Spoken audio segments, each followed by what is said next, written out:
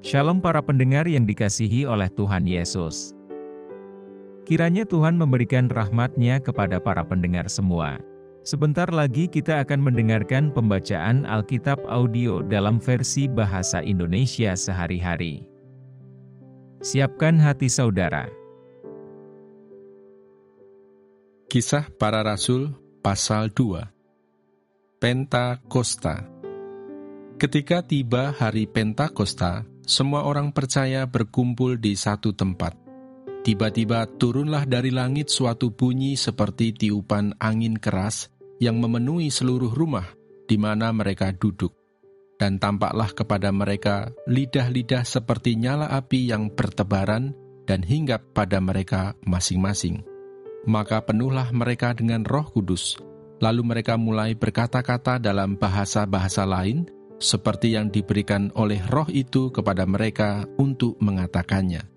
Waktu itu di Yerusalem diam orang-orang Yahudi yang saleh dari segala bangsa di bawah kolong langit. Ketika turun bunyi itu, berkerumunlah orang banyak. Mereka bingung karena mereka masing-masing mendengar rasul-rasul itu berkata-kata dalam bahasa mereka sendiri. Mereka semua tercengang-cengang dan heran, lalu berkata, "Bukankah mereka semua yang berkata-kata itu orang Galilea? Bagaimana mungkin kita masing-masing mendengar mereka berkata-kata dalam bahasa kita sendiri, yaitu bahasa yang kita pakai di negeri asal kita? Kita orang Partia, Media, Elam, penduduk Mesopotamia, Yudea dan Kapadokia, Pontus dan Asia, Frigia dan Pamfilia, Mesir dan daerah-daerah Libya yang berdekatan dengan Kirene, pendatang-pendatang dari Roma, baik orang Yahudi maupun penganut agama Yahudi, orang Kreta dan orang Arab. Kita mendengar mereka berkata-kata dalam bahasa kita sendiri tentang perbuatan-perbuatan besar yang dilakukan Allah." Mereka semuanya tercengang-cengang dan sangat termangu-mangu sambil berkata seorang kepada yang lain, "Apakah artinya ini?" Tetapi orang lain menyindir, "Mereka sedang mabuk oleh anggur manis." Khotbah Petrus. Maka bangkitlah Petrus berdiri dengan ke-11 rasul itu, dan dengan suara nyaring ia berkata kepada mereka, "Hai kamu orang Yahudi dan kamu semua yang tinggal di Yerusalem, ketahuilah dan camkanlah perkataanku ini. Orang-orang ini tidak mabuk seperti yang kamu sangka, karena hari baru pukul 9. Tetapi itulah yang difirmankan Allah dengan perantaraan Nabi Yoel. Akan terjadi pada hari-hari terakhir, demikianlah firman Allah, bahwa aku akan mencurahkan rohku ke atas semua manusia, maka anak-anakmu laki-laki dan perempuan akan bernubuat, dan teruna-terunamu akan mendapat penglihatan-penglihatan, dan orang-orangmu yang tua akan mendapat mimpi. Juga ke atas hamba-hambaku laki-laki dan perempuan akan kucurahkan rohku pada hari-hari itu, dan mereka akan bernubuat. Dan aku akan mengadakan mujizat-mujizat di atas, di langit, dan tanda-tanda di bawah, di bumi, darah dan api dan gumpalan-gumpalan asap.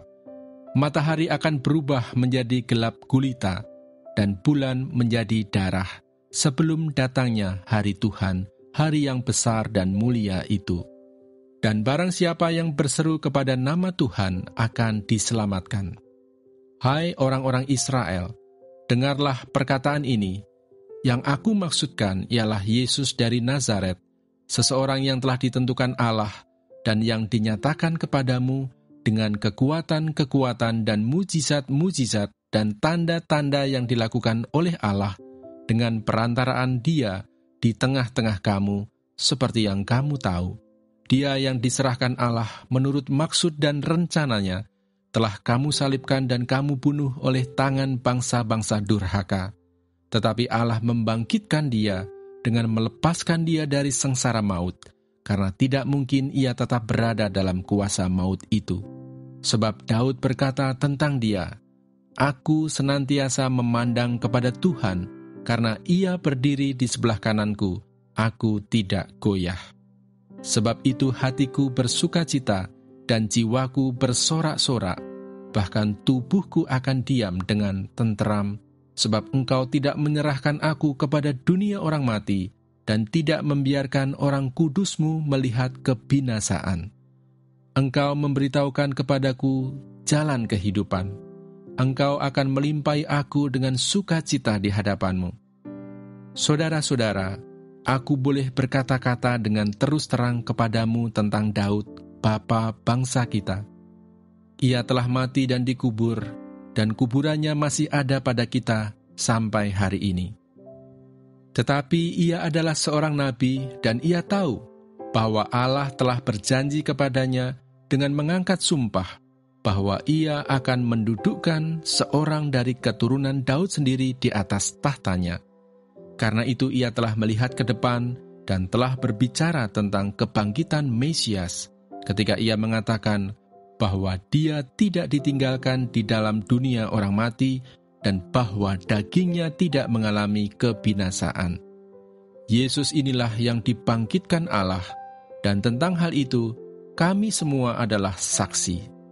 Dan sesudah ia ditinggikan oleh tangan kanan Allah dan menerima Roh Kudus yang dijanjikan itu, maka dicurahkannya apa yang kamu lihat dan dengar di sini. Sebab bukan Daud yang naik ke surga, malahan Daud sendiri berkata, Tuhan telah berfirman kepada Tuanku, duduklah di sebelah kananku, sampai kubuat musuh-musuhmu menjadi tumpuan kakimu. Jadi seluruh kaum Israel harus tahu dengan pasti bahwa Allah telah membuat Yesus yang kamu salibkan itu menjadi Tuhan dan Kristus.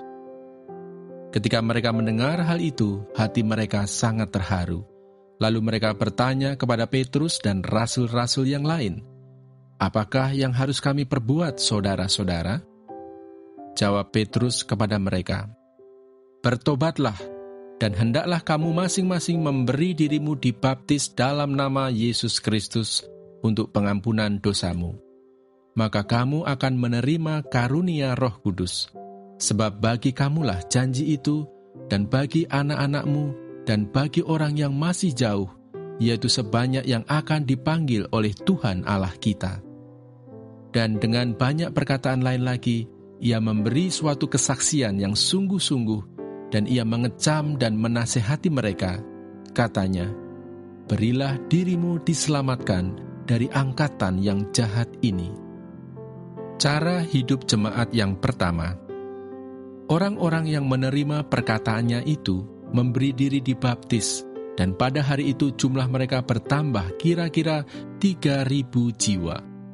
Mereka bertekun dalam pengajaran rasul-rasul dan dalam persekutuan, dan mereka selalu berkumpul untuk memecahkan roti dan berdoa. Maka ketakutanlah mereka semua, sedang rasul-rasul itu mengadakan banyak mujizat dan tanda, dan semua orang yang telah menjadi percaya tetap bersatu, dan segala kepunyaan mereka adalah kepunyaan bersama. Dan selalu ada dari mereka yang menjual harta miliknya, lalu membagi-bagikannya kepada semua orang sesuai dengan keperluan masing-masing. Dengan bertekun dan dengan sehati mereka berkumpul tiap-tiap hari dalam bait Allah. Mereka memecahkan roti di rumah masing-masing secara bergilir dan makan bersama-sama dengan gembira dan dengan tulus hati, sambil memuji Allah. Dan mereka disukai semua orang. Dan tiap-tiap hari Tuhan menambah jumlah mereka dengan orang yang diselamatkan.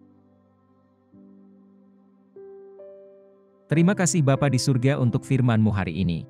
Berkati kami semua supaya kami mengerti isi hati-Mu. Terima kasih para pendengar semua, kiranya Tuhan memberkati. Dan jangan lupa untuk share dan subscribe.